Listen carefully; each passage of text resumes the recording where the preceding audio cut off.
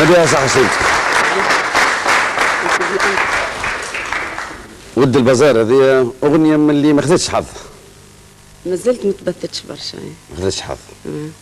وسؤالي الوحيد هو ليك في بداية هذه المشاركة معنا، مساء الخير مع الشكر لتلبية الدعوة، كيفاش تفسر هالنجاح السريع لكل ما غنيته من التراث؟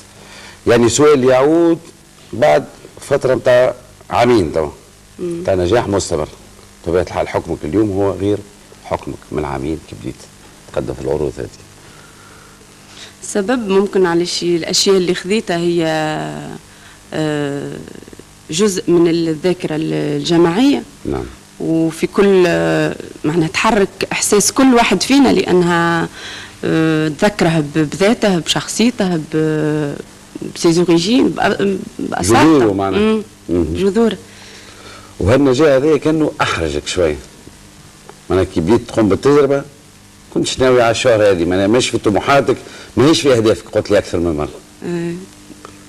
مش الواحد ما كانش ناوي على الشهرة، كان ناوي، أما كان يتصورها باش تاخذ أكثر وقت من هكا، لأن من الأول نويت أني ناخذ خطى بطيئة. نعم. حتى أن البعض يسألني ساعات يقول لي ما كناش نسمعوا بيك فجأة طلعت هكا. لا، هو في الحقيقة موجودة توا من 6 سنين مع تجربتي الأولى مع أنور براهم. فيمكن علاش العمل الأول مس ناس جمهور دون جمهور آخر، هذاك علاش دونك حبيت من الأول نمشي خطى بطيئة وتكون ثابتة. وجات الشهرة بسرعة شوية، مرحبا بها. ليش تكبر المشروع نتاعك تو؟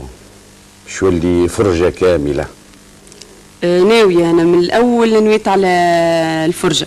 نعم. أنه يكون كل شيء مش صوت فقط وحضور، ولا يكون على مستوى العازفين، فما تفكير في اللباس، تفكير في اختيار الأغاني. وإن شاء الله قريبا أنا نويت نقدم عمل جديد، أما الظروف ما خلتناش نقدموه في رمضان. نعم. وإن شاء الله في ماي يكون آخر ماي يكون جاهز، وفيها ما أسميته بالفرجة هذا إن شاء الله. أما الفرجة زادة لو تتطلب تدعيم كبير، يعني تدعيم مادي. تدعيم مادي. أي باش تخمم في لباس يلزمك تصرف. نعم. باش تخمم في عازفين زادة يلزمك تصرف برشا. نعم. لكن هذا النوع من الانتاج الثقافي والفني اللي هو يرجع للمخزون تاع الاغنيه التونسيه الى جذورها، ما تعتقدش اللي حان وقت تصديره؟